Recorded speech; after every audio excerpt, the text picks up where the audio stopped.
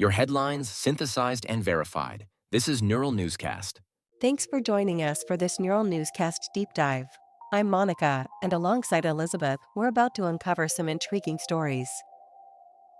The moment when the telegraph first connected Europe and North America underwater, laying that Atlantic cable, changed diplomacy overnight. Messages that once took weeks could now traverse oceans in minutes, and governments suddenly had to think about instant international response.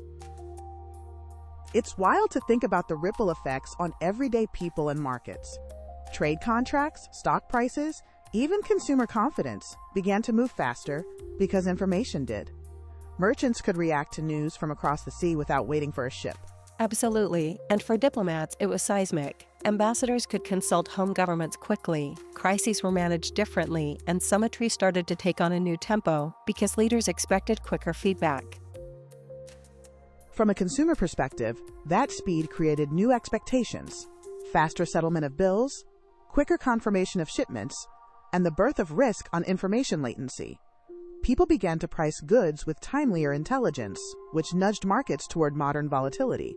And don't underestimate the geopolitical dimension. Control over cable routes and landing stations became strategic assets. Nations realized infrastructure was as much a part of influence as fleets and armies.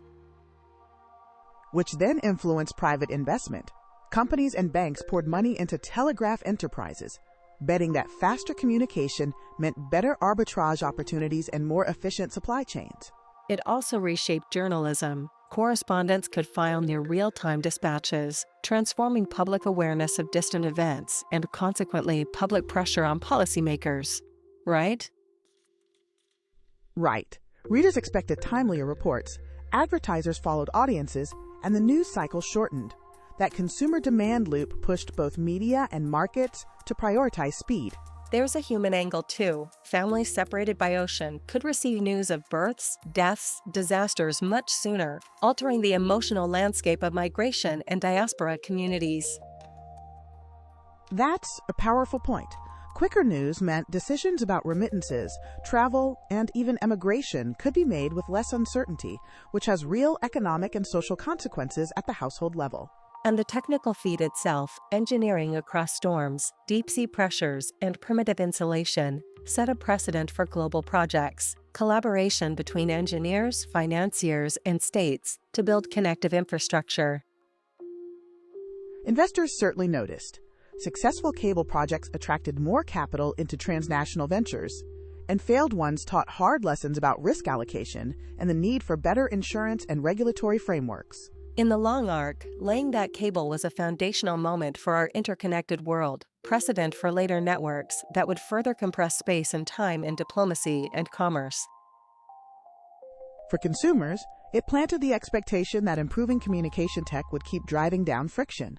Lower prices, better service, more choices, which is the same narrative we see with every big leap in connectivity.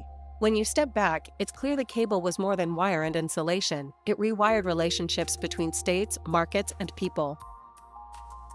And it reminds us that infrastructure choices, where cables land, who owns them, have distributional effects, shaping who wins from faster communication.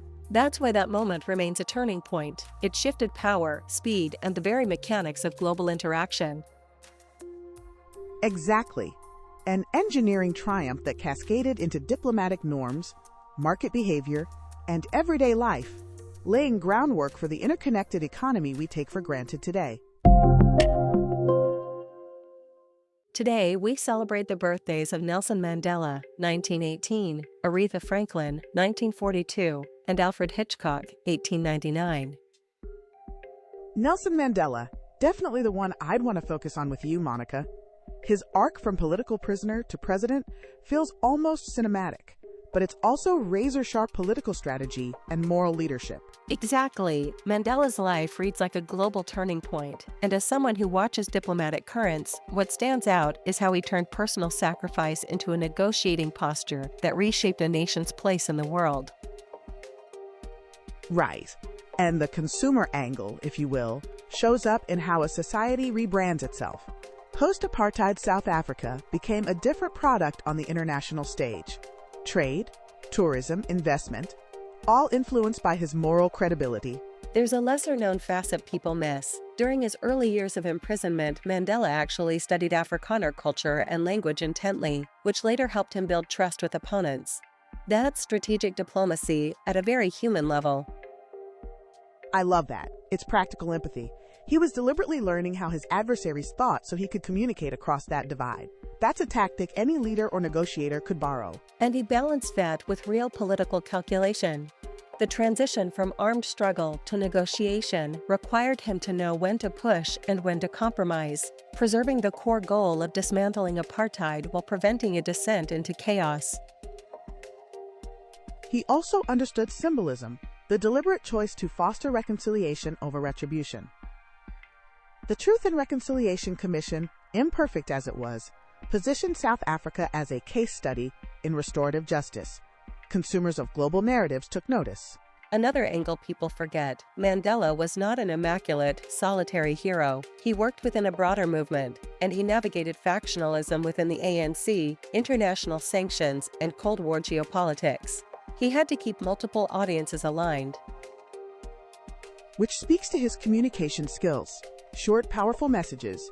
Think of his statements on forgiveness, were translated globally and even affected markets and diplomatic ties. A presidential promise of stability encourages investors, right? Precisely. Stability breeds engagement. Diplomats, investors, heads of state all responded to a credible path forward. And Mandela's personal conduct, dressing modestly, meeting with former adversaries, sent signals that mattered in boardrooms and foreign ministries alike.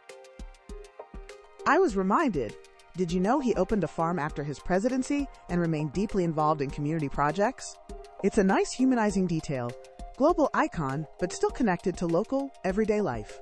Yes, that continuity between national symbolism and grassroots presence reinforced his legitimacy. It wasn't just rhetoric, he touched local realities, and that's a strong lesson for leaders everywhere. And the cultural footprint, music, literature, films, are all part of the legacy. Aretha's birthday on the same day is a reminder of how culture and politics often move in parallel, shaping public sentiment. Linking culture to politics, Mandela's story became a cultural touchstone that inspired movements beyond South Africa, anti-apartheid campaigns, human rights initiatives, even diplomatic protocols for conflict resolution. So, when we mark his birthday, it's more than honoring a life. It's acknowledging a template for transformative leadership, strategic patience, symbolic action, and moral clarity. And that template continues to matter. Today's leaders still borrow from it when negotiating peace, building inclusive institutions, or restoring civic trust. He left a legacy people still study to understand how to move from conflict to coalition without sacrificing dignity. A legacy both global and local, strategic and human, one that keeps teaching us how to lead and how to rebuild.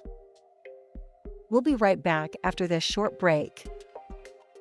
This is Chad Thompson. I created Neural Newscast to make it easier to keep up with the world without the noise. If you're finding it helpful, head to neuralnewscast.com to explore all our shows, recaps, and reports. And we're back with more from Neural Newscast Deep Dive.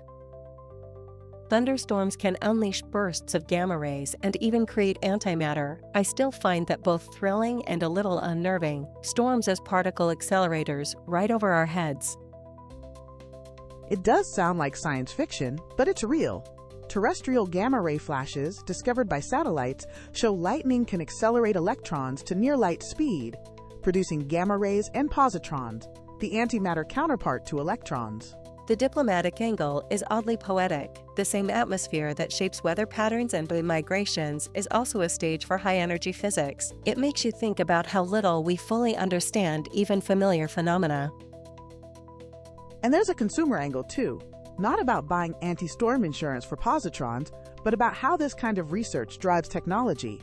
Detectors, satellite instruments, even radiation shielding improvements that trickle into medical and industrial uses. The mechanism is fascinating. Updrafts and electric fields in thunderclouds create huge potentials, and when electrons get accelerated, they emit bremsstrahlung gamma rays. Some interactions then create electron-positron pairs, basically microparticle colliders.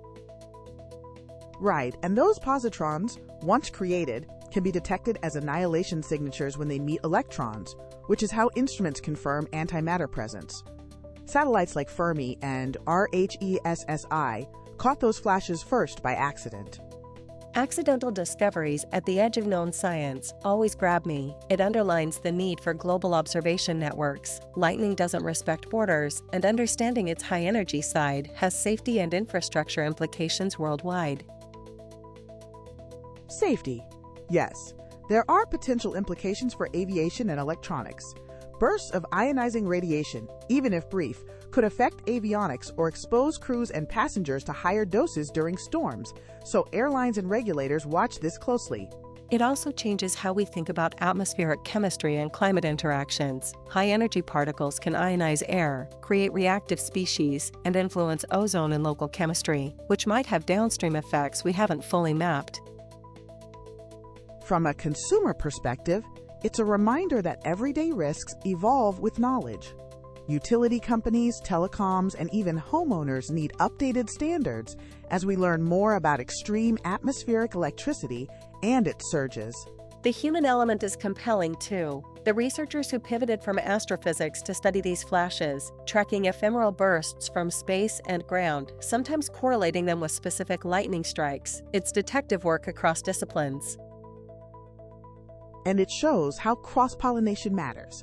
Particle physicists, atmospheric scientists, satellite engineers, and consumer safety experts all contribute, and that collaboration can lead to better warnings, standards, and tech that ultimately protect people. There's also an almost philosophical edge, storms as creators and destroyers, forging antimatter for a heartbeat before it annihilates, a dramatic reminder of the dynamic, energetic world enveloping our daily lives. Agreed. And practically, it urges us to fund diverse observation systems and translate findings into public guidance. So when science reveals the extraordinary in the ordinary, communities can adapt and benefit. Thanks for tuning in to our deep dive. I'm Elizabeth, and from Monica and the Neural Newscast team, we'll see you next time. You've been listening to Neural Newscast. Visit us online for past stories, share today's episode, or subscribe for daily updates at neuralnewscast.com. Neural Newscast combines real voice recordings with synthesized voices to enable prompt production without sacrificing quality. All content is generated using advanced AI algorithms developed by a human and undergoes fact-checking and human review prior to release. While we strive for factual, non-biased reporting and actively work to prevent AI hallucinations, AI-generated content can occasionally contain errors. Listeners are encouraged to verify critical information from trusted sources. For more details on our AI transparency policies, visit nnewscast.com.